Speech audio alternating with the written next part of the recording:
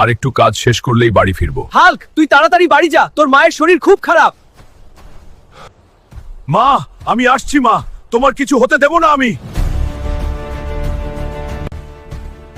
মা, এটা কি হয়েছে তোমার? বাবা খুব জ্বালা করছে।